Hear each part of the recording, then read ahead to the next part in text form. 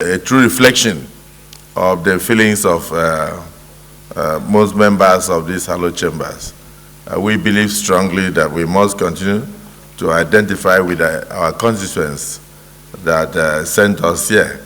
But we must also advise the press that when we discuss issues like this, they should know that we are part and parcel of the society. We should not be misquoted. Because I recall the last time that the Senate got very concerned and worried about the issue of impending fuel electricity tariff hike. There was a proposal to increase the cost of electricity. And then so there was a motion here on the floor that we should advise that the tariff should be suspended.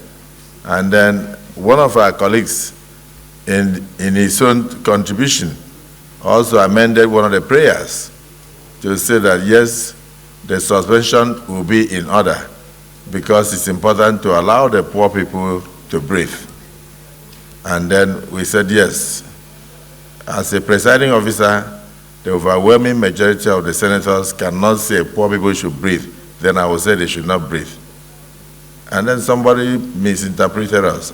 Oh, that they were mocking the poor.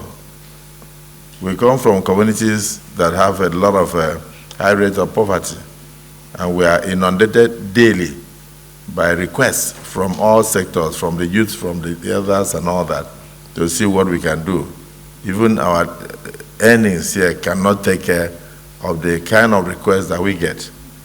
So if the Senate President had ruled that the poor should not be allowed to breathe, I think that would be a record for the next 10 years discussion on television channels everywhere, that the Senate says poor should not breathe. The Senate says stop the tariff, suspend it, and give a breathing space to the poor people in the society. And then some people misinterpreted. They say, oh, the Senate is mocking the poor. The labor movement, in a statement signed by its national president, accused the federal government of failing to meet up with the demand it presented to it following the removal of the subsidy on petrol, which caused an astronomical rise in the pump price of the commodity. Disturbs that the strike will cripple the country as movement will be severely curtailed as commercial transport operators will withdraw their services, while market, schools, and healthcare service facility will be forced to shut down.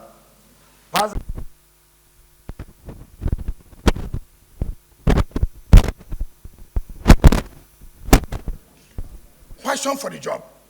There are so many people who want to be minister, who want to be governor, for the sake that I was a governor, for the sake that I was a minister. But there are those who say, look, what do I want to offer?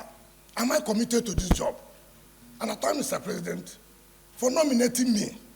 I believe, knowing how hungry Mr. President is to solving the problems of Nigeria, we have no choice but to give him that required support.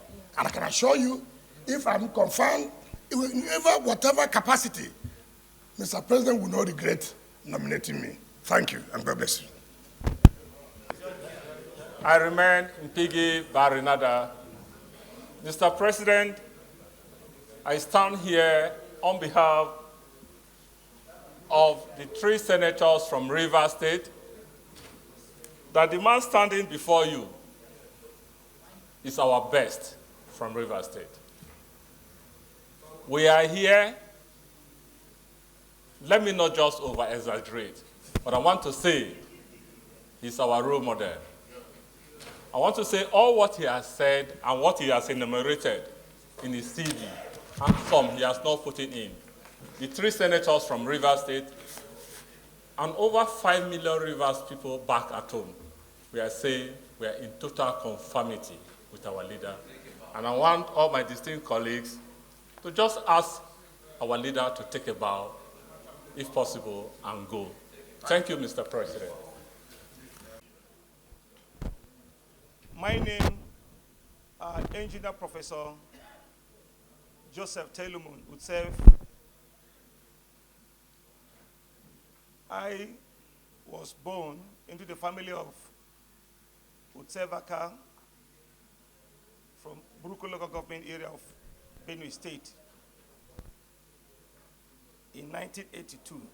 In 1980, I went to St. John's Primary School, Boko.